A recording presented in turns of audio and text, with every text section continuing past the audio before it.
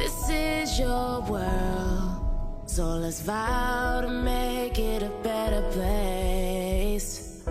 Let every heart that needs to know your love is here to stay.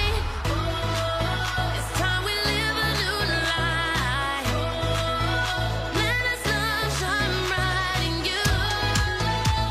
We're saved by His grace, so we embrace your love today.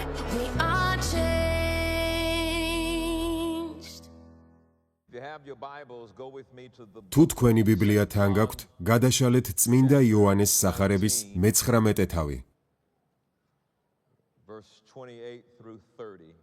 28-30 მუხლები. Chapter 19 and verse 28 through 30. He says, and after this Jesus შემდგომ ამისა, რა კიღა მიხვდა, რომ უკვე დასრულდა ყველაფერი, რათა აღსრულდეს წერილი, იესომ თქვა, მწყურია.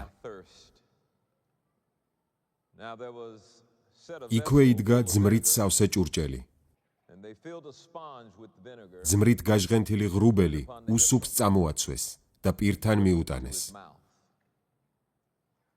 When Jesus therefore had received როდესაც იგემა ძმარი, იესომ თქვა, it is finished. აღსრულდა. And he bowed his head თავი დახარა და სული განუტევა. and he gave up the ghost. This morning ამ დილით მინდა გაგიზიაროთ ქრისტეს აღსრულებული საქმეების რწმენის შესახებ. from the subject of believing the finished დღევანდელი ქადაგება, ქრისტეს აღსრულებული საქმეების რწმენა. believing the finished works of Christ. My grandson said to me, ჩემმა შვილიშვილმა იმ დღეს მკითხა, რა ხდება ქრისტეს სხეულში? with the body of Christ, what's რა happening? ხდება ეკლესიაში? Why they're not seeing some of the stuff they რატომ ვერ ხედავენ იმას, რაზეც ლაპარაკობენ? response to him was, და ჩემი პასუხი იყო, it's because იმიტომ, რომ მორწმუნეებს არ სწამთ. believing.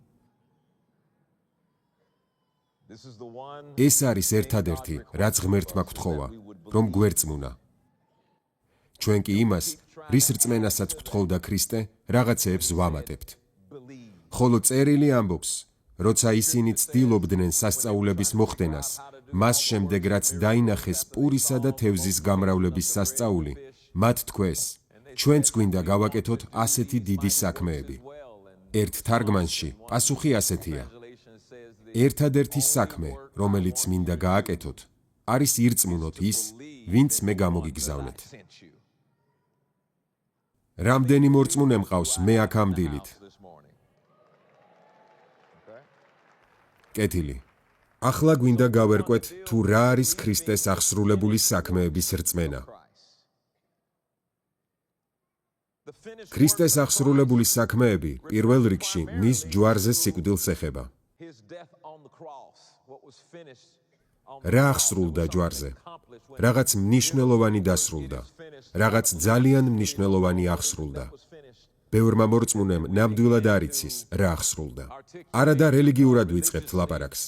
იცით, ეს ჩვენს ცოდვებსა და მარადიულ სიცოცხლეზეა საუბარი. ჩვენ ამას ვამბობთ, თუმცა ნამდვილად ვერ ვაცნობიერებთ იმას, თუ რას გულისხმობს ეს სიტყვა. რა აღსრულდა? რა არის ის, რაც უნდა ვირწმუნოთ და გვწამდეს? That's where the სინამდვილეში ჯვარზე, სწორედ ჯვარზე მიიღო ქრისტემ ღვთისმსჯავრი ჩვენი ცოდვების გამო. სწორედ იმ ჯვარზე. ფაქტობრივად წმინდა იოანეს სახარების მეფე ჯეიმსისეულ ვერსიაში, თუ იქ გადახვალთ, წმინდა იოანეს მე-12 თავის 21-32 მუხლებში სწორედ იქ არის პასუხი. არ ვიცი, ბევრმა ადამიანმა ნამდვილად გაიგო თუ არა, მაგრამ ის ამბობს, აც განისჯება ეს ქვეყანა, აც განდევნიან ამ ქვეყნის მთავარს, აც განისჯება ეს ქვეყანა. აქ მძიმეა, რაც ნიშნავს, რომ ის მზად არის მოაყოლოს შემდეგი ჩამონათვალი. of this world. The subject is judgment. ამ წინადადებაში მთავარი აქცენტი კეთდება სიტყვაზე განსჯა. The world be cast out. აც განდევნიან ამ ქვეყნის მთავარს და როცა ომაღლდები ქვეყნით, ყველას ავიტაცებ ჩემთან. ამ ციტატაში სიტყვა ყველა ბიბლიის უმეტეს ვერსიებში იკითხება როგორც ყველა ადამიანი და დახრილი შრიფტითაა. It's because it didn't ეს იმიტომ, რომ ეს სიტყვა არ იყო ორიგინალურ ბერძნულ ტექსტში. ეს იმიტომ, რომ ამ წინადადებაში ქვემდებარე არის სიტყვა განსჯა. და როცა მან თქვა, და როცა ავმაღლდები ქვეყნით, ყველას ავიტაცებ ჩემთან, იგულისხმება სწორედ განსჯა. მან თქვა, როცა ჯვარზე გამაკრავენ, ყოველი ადამიანის განსასჯელს ჩემკენ მივიზიდავ. ყველას განსასჯელს ჩემკენ მივიზიდავ. უნდა გვესმოდეს, რომ ეს საჩუქარი იყო. ჩვენ ყველანი ჯოჯოხეთისთვის ვიქნებოდით განწირულნი, ის რომ არ ასულიყო ჯვარზე და არა იყო ყველა იმ ადამიანის ყოველი ცოდვა და ყოველი სნეულება და ყოველი განსასჯელი, ვინც კი დედამიწაზე იარსებებს. ის ამბობს, მე ჩავანაცვლებ ყველას, მე ავიღებ მთელს ამ სიბინძურეს და ჩემი სხეულით გამოვისყიდი. მან ჩვენ ჩაგვანაცვლა, რათა ჩვენი მხსნელი გამხდარიყო. ის არასდროს გახდებოდა ჩვენი მხსნელი, თუ არ ჩაგვანაცვლებდა ჩვენ. გამოდის, იესო არ იყო ჩვენი მხსნელი, სანამ არ იტანჯა და არ მოკვდა ჩვენი ცოდვებისთვის ჯვარზე. ის იყო ჩვენი მხსნელი, რადგან იტანჯა და აღესრულა ჯვარზე. რამდენ თქვენგანს ჯერა, რომ დღეს მხსნელი გყავთ? ღმერთო ჩემო.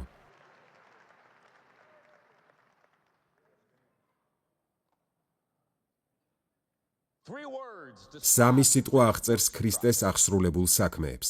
სამი სიტყვა. პირველი სიტყვა შენდობა. მეორე სიტყვა გამოსყიდვა. მესამე სიტყვა შერიგება. ეს სამი მნიშვნელოვანი და კეთილხმოვანი სიტყვაა. მოდით განვმარტოთ ისინი, რადგან ზუსტად უნდა ვიცოდეთ, რა მოხდა ჯვარზე. თქვენ კარგად უნდა გესმოდეთ ამ სიტყვების მნიშვნელობა, რომლებიც აღწერს ქრისტეს აღსრულებულ საქმეს. პირველი სიტყვა შენდობა. ეს სიტყვა ეხება ღვთის რისხვას. ის ეხება რისხვას, რომელიც ღმერთს ჰქონდა ადამიანის მიმართ ცოდვის გამო. ძველ აღთქმაში ღმერთი მსაჯულია. ხალხს 1000 გვარი განსაცდელი ემართებოდა მათ ცოდვებზე მისი რისხვის გამო. ადამიანები დაიხოცებოდნენ თუ დაიწუწუნებდნენ. ერთ მომენტში ღმერთმა თქვა, მთის ძირსაც კი არ შეეხოთ, მოკვდებით. და შემდეგ დაამატა, თუ ვერ შეინარჩუნებთ ყველა ამ ცნებას, დაწყევლილი იქნებით და მოკვდებით. ეს იყო მამა, რომელიც იყო მსაჯული. და განა სასიხარულო არაა, რომ ახალი აღთქმა გვაქვს, ხოლო ღმერთი ახლა ჩვენი მამაა და არა მსაჯული. ჩვენ გვყავს ღმერთი, რომელიც სიცოცხლეს გვანიჭებს და არ გვწყევლის. მე ნამდვილად მიხარია. ეს არის ის, რასაც სიტყვა შენდობა გულისხმობს. ეს ნიშნავს, რომ რისხვა დაცხრა მსხვერპლით. შენდობა. ეს არის ცოდვის შესაწირი. ეს ნიშნავს კომპენსაციას. ეს ნიშნავს გადახდას. შენდობა. ეს ნიშნავს შესაწირს მშვიდობისთვის. ეს სიტყვა სიტყვით ნიშნავს გამოსასყიდს, რომელიც გადაიხადეს იმ რისხვის დასაკმაყოფილებლად. ღმერთო ჩემო. იესო იყო შენდობა. მან გადაიხადა გამოსასყიდი, რათა დაეკმაყოფილებინა ღვთის სამართლიანობა. მან გადაიხადა გამოსასყიდი, რათა მე და თქვენ აღარ მოგვიწიოს გადახდა. ვიცი რომ ეს სწორია, ვიღაცამ გაიგო.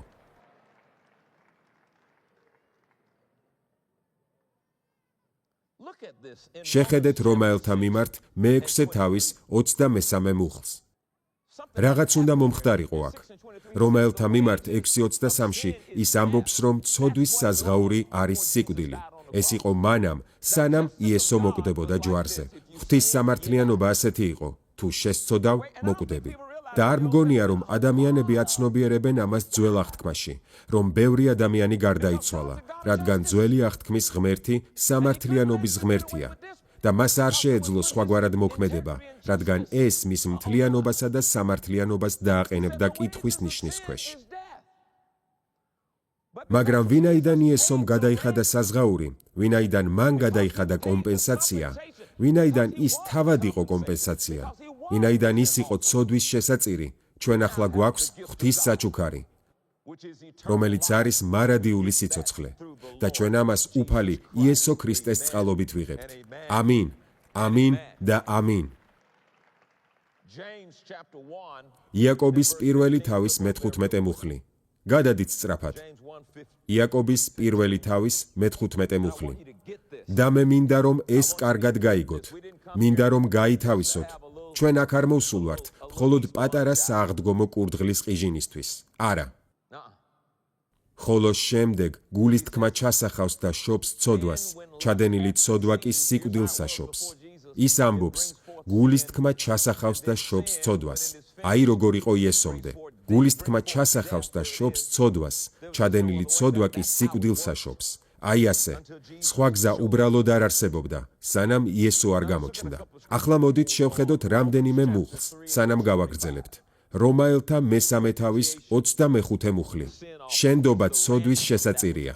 ქრისტე არის გამოსასყიდი, რომელიც გადაიხადეს ამ ცოდვის გამოსასყიდად. რომაელთა 3:25-ში ის ამბობს, ქრისტესი, რწმენის მეოხებით წინასწარ რომ დაადგინა ღმერთმა შენდობის მსხვერპლად, რათა ეჩვენებინა მისი სიმართლე უწინდელ ცოდვათა მიტევების გზით. აქაც კიდევ ერთხელ ხედავთ, რომ იესო იყო ჩვენი შენდობა. შემდეგ კი 1 იოანეს მეორე თავის მეორე მუხლში, ეცადეთ გაიგოთ ეს ახლა. აქ წერია, რომ ქრისტე არის შენდობა ჩვენი ცოდვებისთვის. ის არის კომპენსაცია ჩვენი ცოდვებისთვის. ის არის გამოსასყიდი, რომელიც გადახდილია ჩვენი ცოდვებისთვის. ის არის სამშვიდობო შესაწირი ჩვენი ცოდვებისთვის. ის არის ჩვენი და არა მარტო ჩვენი, არამედ მთელი ქვეყნის ცოდვათა მიმტევებელი.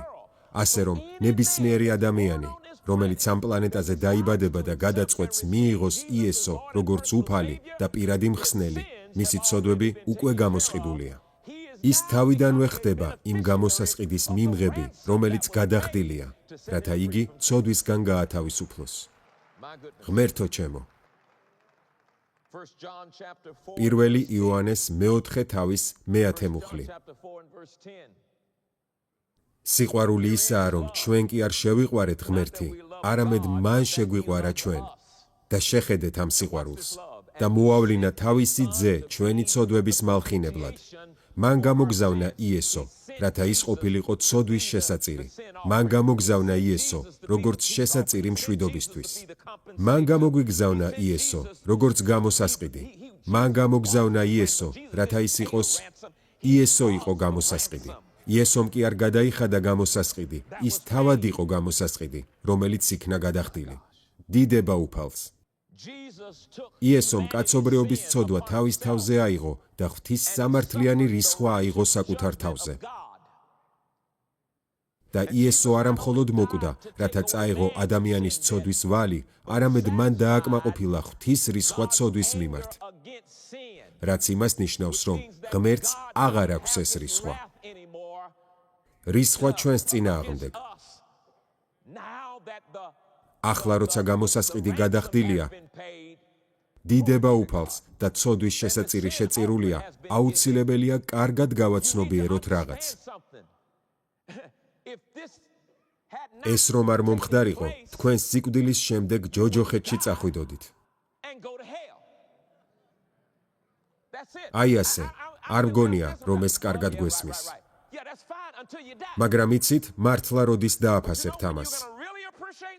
როცა მოკვდებით და ჯოჯოხეთში არ წახვალთ და არ მოგიწევთ ღვთის რისხვასთან გამკლავება. და მადლობას ეტყვით იესოს იმისთვის, რომ ის იყო გამოსასყიდი, რომელიც გადახდილია ჩვენი ყველა ცოდვისთვის. ვიცი, ზოგჯერ ძნელია ამის გაგება, მაგრამ მან უკვე გადაიხადა თქვენი ცოდვისთვის.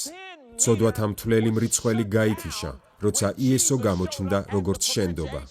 აღარ არსებობს მრიცხველი, რომელიც თქვენს ცოდვებს ითვლის. დიდება უფალს. არავინ კითხულობს მრიცხველს, რადგან იესო ამბობს, მე ავიღებ მთელს ამ სიბინძურეს და ჩემი სხეულით გამოვისყიდი.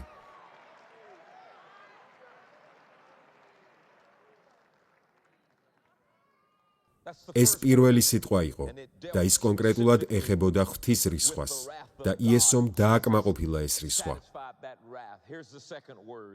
ახლა მეორე სიტყვა, გამოსყიდვა. ის არამხოლოდ გამოსასყიდი იყო, რომელიც გადაიხადეს, არამედ თავად იყო გამოსასყიდი. ახლა გამოსყიდვა ეხება ჩვენს დამონებას ცოდვის მიმართ. ჩვენ დამონებული ვიყავით ცოდვაში. გამოსყიდვა ნიშნავს სრულიად შესყიდვას. ეს ნიშნავს გაყიდვიდან ამოღებას. ეს სიტყვა სიტყვით ნიშნავს, რომ ყველაფრისთვის გადახდილია და ბაზრიდან სრულადაა ამოღებული, რათა დამკვიდრდეს თავისუფლება. ხომ გესმით, თქვენი ცოდვა ბაზარზე უბრალოდ აღარ არის. იესო გამოჩნდა და ბაზარი გამოისყიდა. და ნებისმიერი, ვინც მოდის და ამბობს, სად არის ცოდვა, პასუხად მიიღებს. ბოდიშს გიხდით, მაგრამ მთლიანად გაყიდულია. მოვიდა კაცი და გამოისყიდა ყველას ცოდვა ბაზარზე და ჩვენ მას აღარ ვატარებთ. თქვენ მგონი არ გესმით ჩემი ახლა. თუ ამას ხსნის კონტექსტში შეხედავთ, გამოსყიდვა ეხება ქრისტეს საქმეს, რომლითაც მან გაგვათავისუფლა ცოდვის მონობისა და მისი საშინელი შედეგებისგან.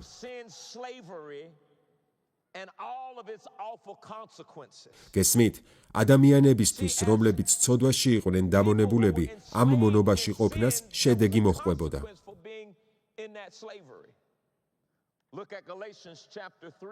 შეხედეთ გალატელთა მესამე თავის მე-13 მუხლს. ქრისტემ გამოგვისყიდა რჯულის წყევლისაგან და თვითონ დაიწყევლა ჩვენთვის. რადგანაც დაწერილია, წყეულია ყველა, ვინც კიდია ძელზე. კითხულობთ, რომ ქრისტემ გამოგვისყიდა, მან გაგვათავისუფლა წყევლისგან, რომელიც მოდის კანონის დაცვის შეუძლებლობისგან. ეს იყო კანონის წყევლა. თუ რჯულის კანონს სრულყოფილად ვერ დაიცავდი, წყევლა არ აქცდებოდა. კურთხევა, თუ ზედმიწევნით დაიცავდი კანონს და წყევლა, თუ ვერ დაიცავდი. ხსნა იესოს სისხლმა მოგვიტანა. ის გვეუბნება, მე აქ ვარ, რათა გაგათავისუფლოთ იმ წყევლისგან, რომელიც მოდის რჯულის კანონის დაცვის შეუძლებლობისგან. მგონი კარგად არ გესმით ჩემი. დიახ, ის გვეუბნება, თქვენ შეიძლება დაიჩივლოთ, მაგრამ მე უკვე გამოგისყიდეთ და აღარ მოკვდებით. მე აქ ვარ, რათა გაგათავისუფლოთ წყევლისგან, რომელიც მოდის კანონის დაცვის შეუძლებლობისგან. ის ამბობს, თვითონ დაიწყევლა ჩვენთვის. მაშ სინამდვილეში რა გააკეთა ქრისტემ? მან თქვა, იმის ნაცვლად, რომ დაწყევლილიყავით კანონის დაცვის შეუძლებლობის გამო, მე მივიღებ თქვენს წყევლას და შემდეგ დავიცავ კანონის ყოველ მისხალს. თქვენ ვერ დაიცავთ მას, მაგრამ მე შემიძლია და გვეუბნება, გაიწიე, პატარა ძმაო, პატარა დაო, მე ვაპირებ გავაკეთო ის, რისი გაკეთებაც თქვენ არ შეგეძლოთ და ვაპირებ ავიღო ის, რაც თქვენთვის იყო განკუთვნილი, მაგრამ ჩემს თავზე უნდა ავიღო. მიუხედავად იმისა, რომ კანონი არასოდეს დამირღვევია და მაინც მე დავიცავ კანონის ყოველ მისხალს. მაგრამ მე მხოლოდ თქვენთვის მოვედი. მინდა იცოდეთ, რომ მიყვარხართ. მინდა იცოდეთ, რომ თქვენი მხსნელი ვიქნები. მინდა იცოდეთ, რომ გაგათავისუფლებთ და დღეის შემდეგ მეტი წყევლა აღარ იქნება. ო იესო!